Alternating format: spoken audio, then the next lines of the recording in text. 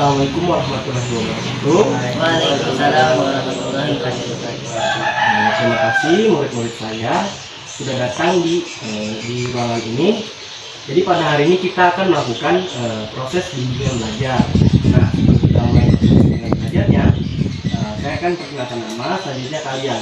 Nah, perkenalkan, nama saya adalah Sidik. Bisa dipanggil dengan Pak Sidik. Selanjutnya, silakan dimulai dari sebelah sini dulu. Saya Qaudi Hidayat dari kelas 11A. Ya, selanjutnya, Saya Abdul Qadir dari kelas 3A. ya mungkin suaranya bisa dikasih sekali lagi ya. Selanjutnya, Saya Lutfi Rahman dari kelas 8B. oke, dan selanjutnya, Taufik Hidayat dari kelas 8A. ya, yang terakhir. Kenalkan, nama saya Muhammad Ridwan Jikat, kelas 8A. Ya baiklah, terima kasih sudah memperkenalkan namanya. Mungkin langsung saja di sini saya akan menjelaskan aturan atau apa saja sih yang kita lakukan selama bimbingan belajar nanti. Nah, selama proses bimbingan belajar nanti mungkin kita akan memakan waktu sekitar 15 sampai 20 menit saja untuk proses bimbingan belajar ini. Nah, dan pada proses bimbingan belajar ini kita akan menggunakan metode diskusi. Jadi saya harapkan untuk saya nanti untuk bisa lebih aktif lagi pada saat proses diskusinya. Karena apa? Supaya di sini kalian itu bisa belajar untuk berbicara untuk lebih lancar lagi, karena proses diskusi ini kita gunakan untuk kedepannya nanti supaya kalian bisa lebih paham lagi bagaimana sih proses diskusi itu. Saya akan memberikan bahan ajaran yang kalian baca, untuk nantinya saya akan jelaskan sedikit lalu kalian tanyakan dan kita akan mulai diskusinya. Mungkin seperti itu. Ya baiklah, mungkin itu tadi beberapa aturan atau kegiatan apa aja sih yang kita lakukan selama bimbingan belajar. Nah, jadi sekarang saya akan membagikan ke kalian sebuah kertas. Nah, jadi kertas ini merupakan materi yang akan kita bahas dalam bimbingan belajar sekarang ini. Jadi pada saat saya bagikan, nanti kalian coba perhatikan pada saat saya sambil menjelaskan. Jadi apabila ada yang ingin didiskusikan atau yang ingin ditanyakan, silakan langsung ditanyakan saja seperti itu ya. Ya baiklah, mungkin saya bagikan dulu.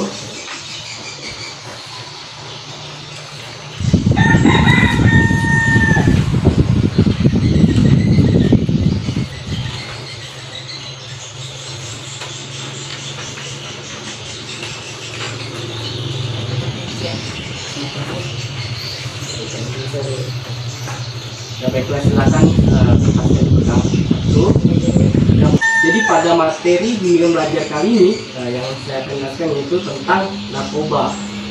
Nah, pasti di pemikiran kalian tidak asing lagi apa itu narkoba. Jadi ini narkoba merupakan narkotika, zat atau obat baik yang bersifat alamiah, sintesis maupun semi sintesis yang menimbulkan efek penurunan kesadaran, halusinasi serta daya rangsang seperti itu.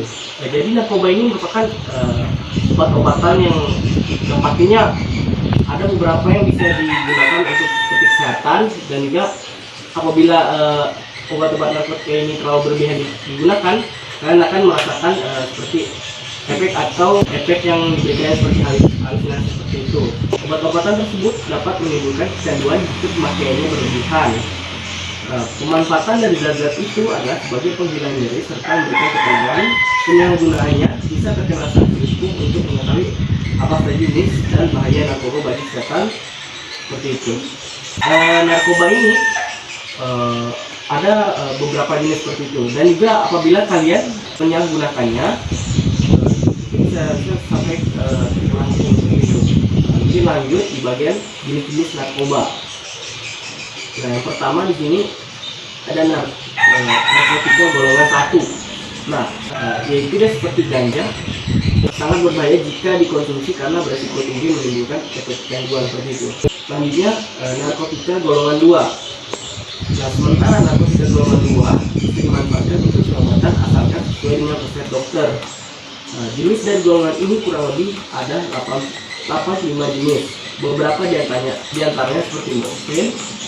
Golongan 2 juga berpotensi tinggi menimbulkan ketergantungan. Nah, jadi pada narkotika golongan 2 ini itu bisa digunakan di dalam kesehatan seperti itu. Kesehatan misalnya seperti untuk pengobatan. Nah, dan juga pada narkotika golongan 2 ini apabila berlebih digunakan itu kalian bisa mendapatkan yang namanya ketergantungan seperti itu. Sampai di sini apakah paham? Baik, lanjutkan. Nah, jadi lanjut di narkotika golongan 3. Nah, dan yang terakhir ini narkotika golongan 3 memiliki resiko ketergantungan yang cukup ringan dan banyak dimanfaatkan untuk pengobatan serta terapi. Nah, kalau untuk narkotika golongan 3 ini dia itu dipakai untuk pengobatan juga dan juga dipakai untuk terapi seperti itu. Seperti yang sudah disebutkan bahwa beberapa jenis narkoba yang bisa didapatkan secara alami, namun juga dapat dibuat melalui proses kimia. Gitu. Selanjutnya di sini ada narkotika jenis sintesis. Jenis sintesis yang dimaksud ini dapatkan dari proses pengobatan ini. Golongan ini sering dimanfaatkan untuk keperluan pengobatan dan juga penelitian. Nah, contoh dari narkotika yang bersifat sintesis seperti metadon dan sebagainya. Baiklah, jadi itu tadi penjelasan dari Bapak. Mungkin itu sampai di situ dulu untuk sementara Bapak potong dulu. Mungkin ada yang ingin ditanyakan? Silakan. Apa saja bahaya narkoba? Baiklah, jadi di sini kamu menanyakan apa saja bahaya dari narkoba seperti itu? Ya. Itu langsung Bapak akan menjelaskan apa saja sih bahaya narkoba Pak bila kalian menggunakannya sampai berlebihan seperti itu. Nah, pastinya di sini kalian akan merasakan yang namanya halusinasi. Nah, jadi halusinasi ini muncul atas penyalahgunaan narkoba seperti ganja, gitu. Bahaya narkoba juga dapat menyerang kesehatan kalian. Nah, di sini juga kalian bisa terjadi seperti muntah-muntah, mual, rasa takut berlebih, dan terkena gangguan kecemasan seperti itu. Nah, jadi kalian tuh gangguan kecemasan tuh seperti kayak takutan terus itu.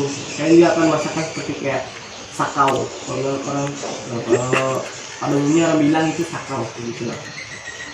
Dan juga jika pengguna terus menggunakan dalam jangka waktu lama akan menyebabkan gangguan mental, depresi, dan kecemasan terus menerus. Nah, jadi bahaya dari narkoba ini apabila kalian melakukan penyalahgunaan, kalian akan terkena gangguan mental dan depresi seperti itu. Dan pastinya gangguan mental depresi ini tidak main-main apabila kalian terkenanya seperti itu. Ya, mungkin itu bahaya dari narkoba. Baiklah, di sini saya akan melanjutkan penjelasan tadi. Selanjutnya narkotika jenis alami. Nah, narkotika jenis alami di sini masuk yaitu ganja, menjadi contoh dari narkotika yang bersifat alami dan langsung bisa digunakan melalui proses sederhana. Karena kandungannya yang masih kuat, zat tersebut tidak diperbolehkan untuk dijadikan obat. Nah, jadi bahaya narkoba ini sangat tinggi dan bisa menyebabkan dampak buruk bagi kesehatan jika disalahgunakan. Salah satu akibat fatalnya adalah kematian. Nah, jadi pada narkotika jenis alami ini, yaitu narkotikanya jenis tanaman yang bisa ditanam di daerah-daerah yang sangat bagus dan subur seperti itu. Nah, dan juga apabila penyalahgunaan dari tanaman ini bisa berakibat fatal dan bisa berakibat kematian seperti itu. Nah, di sini saya akan menjelaskan juga bahaya dan dampak narkoba pada kehidupan dan kesehatan. Nah, di sini ada dehidrasi. Nah, dehidrasi di sini yaitu terjadinya penyalahgunaan zat tersebut bisa menyebabkan keseimbangan elektrolit berkurang, akibatnya badan kekurangan cairan. Jika efek ini terus terjadi, tubuh akan kejang-kejang, muncul halusinasi, perilaku lebih agresif, dan rasa sesak pada bagian dada. Jangka panjang dari dampak dehidrasi ini dapat menyebabkan kerusakan pada otak. Nah, di sini kan terjadinya halusinasi seperti pertanyaan yang ditanyakan oleh saudara tadi. Nah, jadi di sini akan terjadi kekurangan cairan pada saat dia mengalami dehidrasi, dan juga dia akan mengalami kejang-kejang dan juga akan muncul halusinasi seperti itu. Selanjutnya di sini dampak bahayanya itu dia akan menurunnya tingkat kesadaran. Nah, pemakaian menggunakan obat-obatan terus dalam dosis yang berlebih, efeknya justru membuat tubuh terlalu rileks sehingga kesadaran berkurang drastis. Beberapa kasus si pemakai tidur terus dan tidak bangun-bangun. Hilangnya kesadaran tersebut membuat koordinasi tubuh terganggu, sering bingung dan terjadi perilaku. Dampak narkoba yang cukup berisiko tinggi adalah hilang ingatan sehingga sulit mengenali lingkungan sekitarnya, seperti itu. Nah, jadi terjadinya menurunnya tingkat kesadaran di sini membuat si pengguna ini yaitu dalam fokus, dia sesuatu fokus dalam mengerjakan kegiatan seperti itu, sebab dia mengalami pusing seperti itu, dan juga dapat berisiko tinggi berakibat si pengguna ini bisa mengalami yang namanya amnesia sehingga hilang ingatan seperti itu. Ya mungkin sampai di situ saja yang bisa saya jelaskan. Kurang dan lebihnya mohon maaf, dan kita lanjut di sesi tanya jawab. Nah, jadi di sini silakan kalian tanyakan dari yang saya jelaskan tadi. Nah, mungkin apakah ada yang ditanyakan? Saya Pak, Ya silakan. apa ciri-ciri pengguna narkoba Pak? Baik. Jadi di sini yang kamu tanyakan yaitu apa saja sih ciri-ciri dari pengguna narkoba. Nah, baiklah. Ciri-ciri seseorang yang menggunakan narkoba, yang pastinya di pertama dia memiliki perubahan penampilan fisik. Nah, perubahan penampilan fisik ini pasti kalian sudah mengetahuinya. Misalnya seperti matanya merah, atau mungkin badannya itu sudah kayak sangat-sangat kurus sekali kayak gitulah. Jadi dia itu kayak kurang semangat hidup gitulah. Pokoknya ciri-ciri orang pengguna narkoba seperti itu. Dalam artian tidak semua orang yang kurus itu dia menggunakan narkoba, tapi dia tuh orang yang menggunakan narkoba itu dia tuh kurusnya tuh kayak orang sakit-sakitan seperti itu, dan pastinya dia kayak kurang kesadaran juga kayak gitu, halusinasinya tinggi. Nah, sehingga dia kesulitan untuk menikmati berbagai aktivitas. Nah, akibatnya menggunakan narkoba tersebut, dia mengalami kurang bahagia atau bagaimana ya, dia tuh pada saat melakukan apapun kegiatan yang dilakukan dia tidak menikmatinya seperti itu. Seperti makan pun kayak tidak semangat kayak gitu, makan pun tidak semangat, sekolah pun tidak semangat kayak gitu, sampai dia udah sampai bolos sekolah terus kayak tidak mau masuk sekolah seperti itu. Jadi dia tuh kayak kurang menikmati berbagai aktivitas yang dia lakukan. Selanjutnya dia di sini suka berbohong dan memanipulasi. Misalnya si anak ini menggunakan narkoba seperti itu. Nah, dia pada saat menggunakan narkoba tersebut dia suka berbohong, dan itu dia jadikan seperti sifat. Jadi dia sering kayak berbohong gitu kan, dan sering memanipulasi apapun yang dia tahu seperti itu. Misalnya ditanya ini berapa, dia manipulasi seperti harganya kayak gitu. Jadi dia lebih kayak berbohong, jadi bisa dipercaya kayak gitu. Dan artian pada saat teman kalian berbohong sekali, kalian jangan langsung mengatakan dia memiliki narkoba, tidak, tapi ini pada umumnya saja pada saat si anak itu menggunakan narkoba. Selanjutnya dia di sini mudah sakit. Orang yang menggunakan narkoba ini pastinya dia mudah sakit pastinya. Dan dia merasa malu dan bersalah. Nah, orang ini pasti baik itu di depan umum ataupun di depan teman-temannya, dia pasti sering kayak merasa malu dan sering ya merasa bersalah terus. Kenapa? Karena dia sudah menggunakan obat-obatan terlarang tersebut gitu. Dan pastinya di sini juga dia ada sakau. Nah, sakau ini dia kayak obat itu dia mulai merangsang dan masuk di tubuhnya gitu. Jadi obat itu kayak beroperasi dalam tubuhnya. Pada saat obat itu mulai merangsang dalam tubuhnya, dia merasa sakau gitu. Sakau itu seperti kayak kejang-kejang, tiba-tiba kejang-kejang di tempat gitu, tiba-tiba muntah gitu, tiba-tiba dia cemas, berkeringat. Sakau itu ibarat kayak orang dikejar-kejar lah, kayak misalnya dia itu buronan polisi. Jadi dia tuh diam pun tidak tenang gitu lah. Nah, di sini dia tuh tidak bertanggung jawab. Pastinya tidak bertanggung jawab. Kenapa? Dia menghalalkan segala cara untuk membeli obat-obat terlarang tersebut. Jadi pada saat misalnya dia minjem uang sama orang tuanya, Nah, dia tidak kayak menggantikan seperti itu. Padahal yang dia pinjami sangat banyak seperti itu. Nah, selanjutnya suasana hatinya selalu berubah-ubah.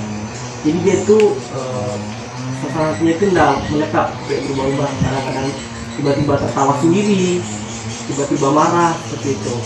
Nah, jadi mungkin seperti itu ciri-ciri dari seseorang yang terkena narkoba.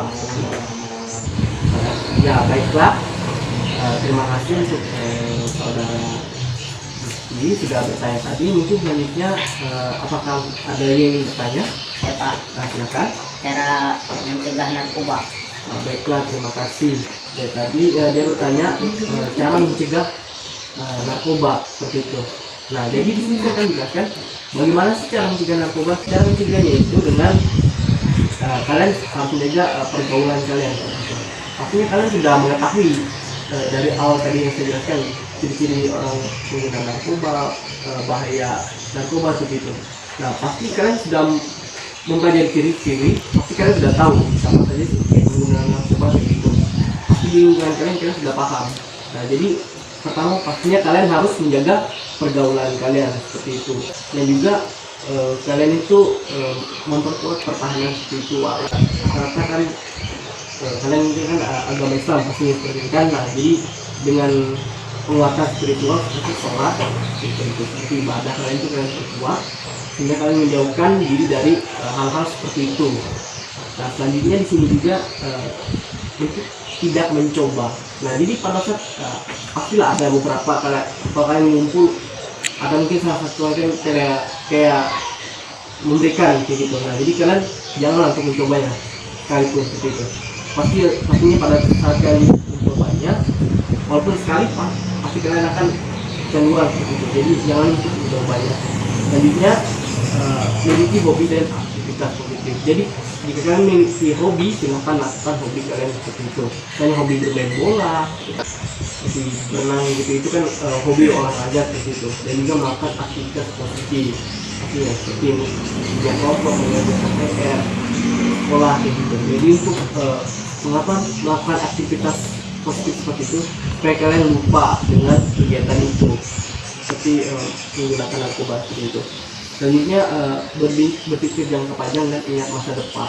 Kalian berpikir apabila kalian menggunakan narkoba itu, bagaimana kehidupan kalian ke depannya, seperti itu. Dan juga memikirkan masa depan kalian.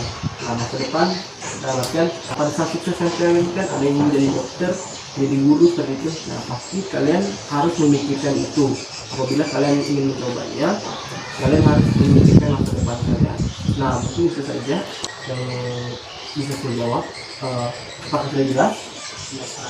Baiklah, terima kasih. Mungkin itu tadi sebagai pertanyaan penutup pada bimbingan belajar kita pada hari ini. Tapi sebelum kita mengakhirinya, kita akan breaking dulu supaya kegiatan pembelajaran kita ini sudah tegang seperti itu. Apakah sudah siap semua? Siap Pak. Baiklah, jadi breakingnya seperti ini. Pada saat saya melakukan, saya katakan tepuk tunggal, jadi semuanya tepuk satu kali. Nah, pada saat saya mengatakan tepuk double, jadi semuanya melakukan tepuk dua kali seperti itu. Ya, mungkin kita untuk latihan dulu pertama. Baiklah, silakan siap-siap, karena ini breakingnya itu untuk mengetes konsentrasi. Tepuk tunggal, double. Oke, baiklah, semua sudah bisa. Baiklah, kita mulai. Silakan berkonsentrasi. Tepuk tunggal, double, tunggal, double, tunggal, double. Oke, baiklah.